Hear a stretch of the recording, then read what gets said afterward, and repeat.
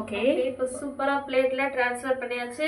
இப்போ எப்படி இருக்குன்னு டேஸ்ட் பண்ணி பார்த்துடலாம். ஓகே ஓகே அப்படியே இதோட அப்படியே எடுத்து இப்படி ஒரு வாய் சாப்பிடுவோம்.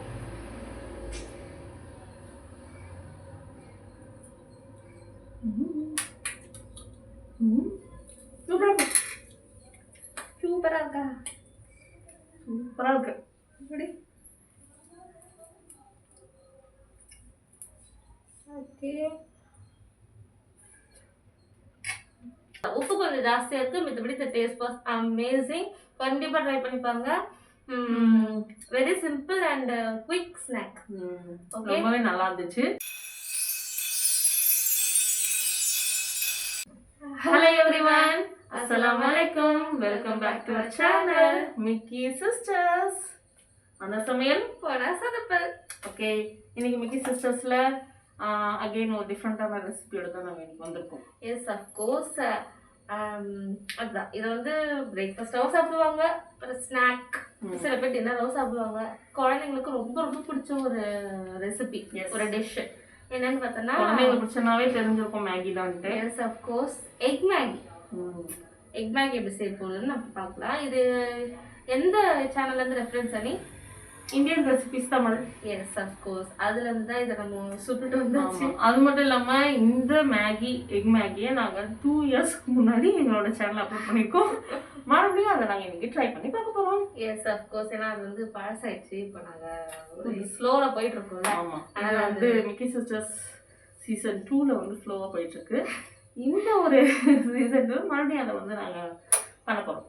ஓகேயா? ஸ்டார்ட் பண்ணிடுவோம். ஃபஸ்ட்டு ஒரு கடாய் ஃபஸ்ட்டு ஹீட் பண்ணிக்கலாம். ஹீட் பண்ணி என்ன பண்ணணும்? ஆயில். இதில் வந்துட்டு ஒரு 3 டேபிள் ஸ்பூன் ஆஃப் ஆயில் சேர்த்துக்கலாம். ஆயில் சூடானதுக்கு அப்புறம் நம்ம ஒரு மீடியம் சைஸ் ஆனியன் கட் பண்ணி வச்சுருக்கோம். ஆயில் சூடாயிடுச்சு. இப்போ மீடியம் சைஸ் ஆனியன் சேர்த்துக்கலாம்.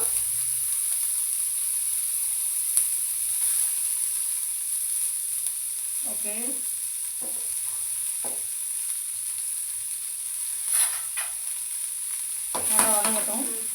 நல்லா வதங்கட்டும். இதில் வந்து சில்லிஸ் கூட ஆட் பண்ணிக்கலாம். ஆனால் நாங்கள் ஆட் பண்ணலை. நான் இடையில சில்லி வரும், இது காரமாக இருக்கிறோங்க. நீங்கள் இதில் சில்லிஸ் கூட ஆட் பண்ணிக்கலாம். ஒரு பேனில் வந்து எண்ணெய் ஊற்றி ஆனியன் போட்டாச்சு. இன்றைக்கி நாங்கள் ஒரு பேக்கெட் மேகி தான் செய்ய போகிறோம். அதனால அதுக்கு தக்கன ஆனியன் எடுத்துருக்கோம். ஒரே ஒரு ஆனியன்.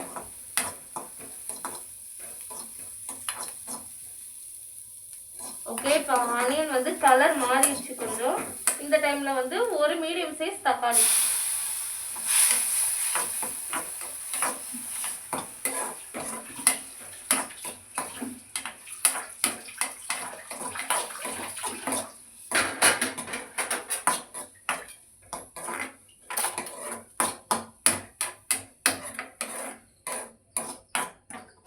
தக்காளி கொஞ்சம் நல்லா அந்த ஜூஸியாக வதங்கட்டும்.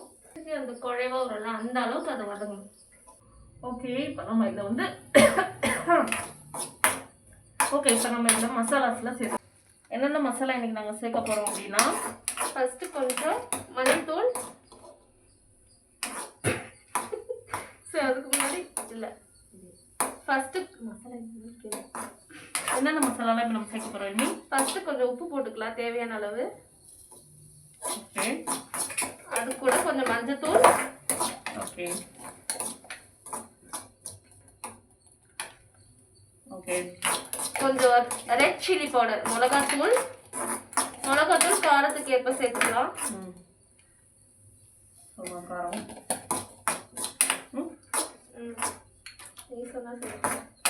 அப்புறம் கொஞ்சம் சிக்கன் 65 மசாலா, ஒரு 1 tablespoon of chicken 65 masala.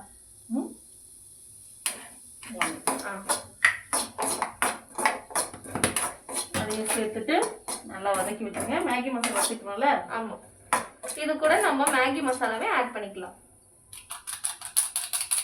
Okay, நல்லா மசாலா எல்லாமே நல்லா சேரணும். தண்ணி விட்டுக்கலாமா? நல்லா சேர்றதுக்கு கொஞ்சம் தண்ணி சேர்த்துக்கலாம். தக்காளி நல்லா வதங்கணும். நேற்று வந்து சும்மா இன்ஸ்டா வந்து ஸ்க்ரோல் பண்ணிட்டு இருக்கும்போது ஒரு ரீல் ஒன்று பார்த்தேன். ஒருத்தவங்க வந்து கேன்சரால் பாதிக்கப்பட்டு அவங்க வந்து பேசினாங்க.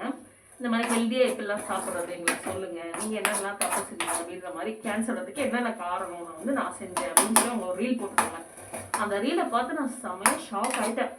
என்னென்னா அவங்க வந்து ஃபஸ்ட்டு டேஸ்ட்டுக்கு வந்து ப்ரிஃபரன்ஸ் தருவாங்க அதிகமாக.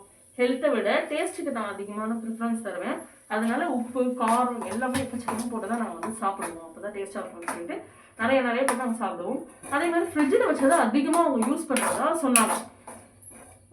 என்ன சொல்கிறது, ஒரு குழம்பு ஒரு நாள் செய்கிறாங்கன்னா அதை வந்து மறுநாள் ஃப்ரிட்ஜில் வச்சு அதையே நம்ம யூஸ் பண்ணுவோம் அதிகமாக.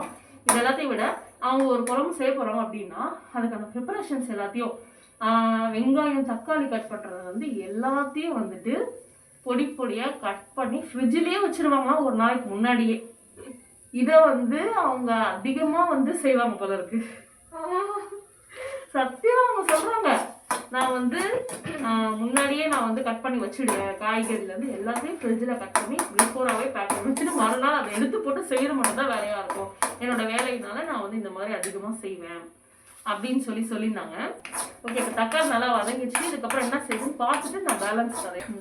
இப்போ தக்காளி நல்லா வதங்கிடுச்சுங்க பாருங்க இந்த மாதிரி. இப்போ நம்ம என்ன பண்ணோம், இதை ஓரமாக தள்ளிட்டு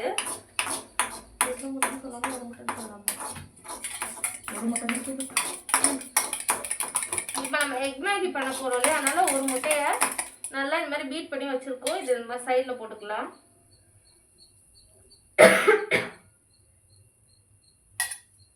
கொஞ்சம்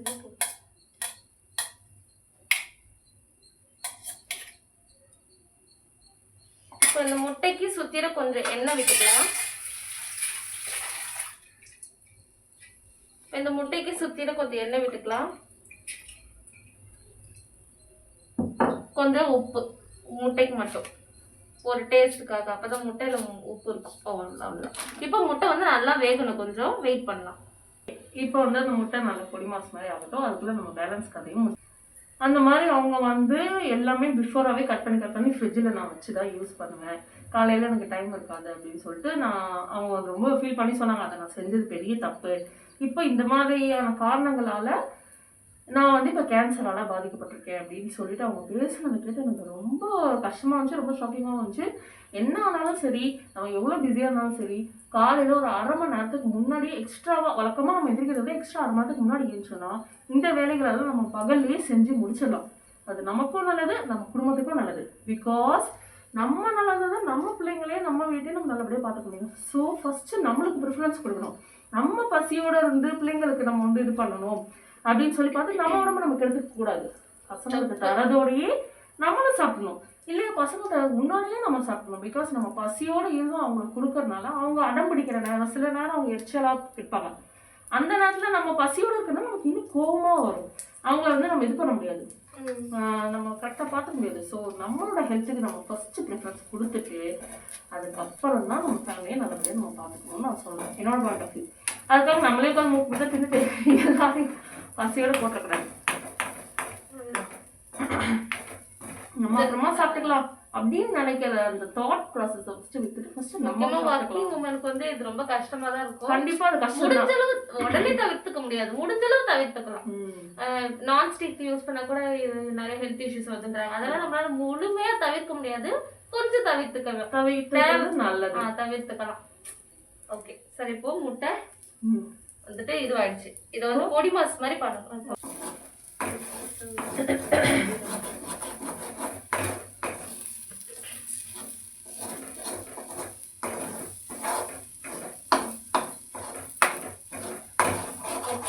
வந்துட்டு அந்த மசாலாவே முட்டையை கலந்துக்கலாம்.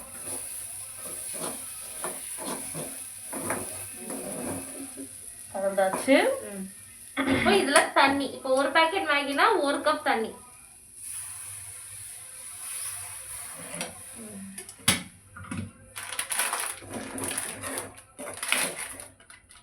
மேகியும் போட்டாச்சு. இப்போ மூடி வச்சிட வேண்டியதுதான்.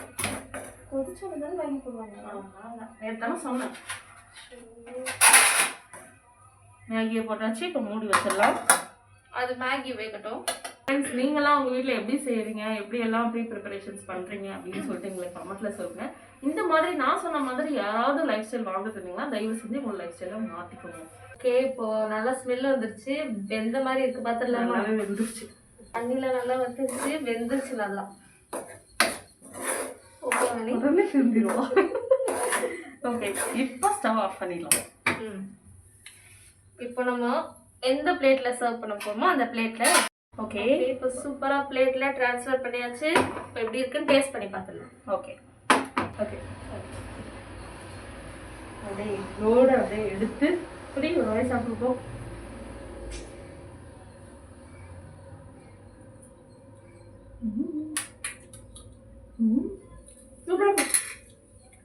சூப்பராக இருக்கா? சூப்பராக இருக்கு. இப்படி ஓகே.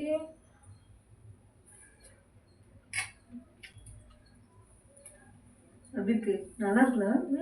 சூப்பராகவே இருக்கு. நல்லா சூப்பராக இருக்கு. இருக்கு. பட் உப்பு தான் கொஞ்சம் தூக்கலாம் அந்த மாதிரி தெரிஞ்சுமா. நம்ம எனக்கு தெரிஞ்சு நான் என்ன சொல்றேன்னா, இந்த மசாலா ஆட் பண்றோம்ல அதுலயே உப்பெல்லாம் இருக்கும். மேகி மசாலா, சிக்கன் மசாலா எல்லாத்துலயுமே உப்பு ஆல்ரெடி இருக்கும். ஸோ நம்ம வந்து உப்பு போடாம செஞ்சாலே நான் தான் இருக்கும்னு நினைக்கிறேன். முட்டையில மட்டும் சேர்த்துட்டு முட்டையில வர நம்ம சேர்த்துடும். அதான் உப்பு கொஞ்சம் ஜாஸ்தியா இருக்கு. மித்தபடி த டேஸ்ட் வாஸ் அமேசிங். கண்டிப்பா ட்ரை பண்ணி பாருங்க. Very simple and quick snack. ரொம்பவே நல்லா இருந்துச்சு. ஸோ இதை கண்டிப்பாக ட்ரை பண்ணி பார்த்துட்டு எப்படி இருந்துச்சு எங்களுக்கு கமெண்ட்டில் சொல்லுங்கள். வேறு என்ன டிஷ்ஷஸ்லாம் நாங்கள் ட்ரை பண்ணோன்றதையும் எங்களுக்கு கமெண்ட்டில் சொல்லுங்கள். குறிப்பாக எங்கள் சேனல் சப்ஸ்கிரைப் பண்ணாமல் இருந்தீங்கன்னா கண்டிப்பாக சப்ஸ்கிரைப் பண்ணி எங்களுக்கு சப்போர்ட் பண்ணுங்கள். Yes, of course. Bye from Mickey Sisters. Tata, bye bye.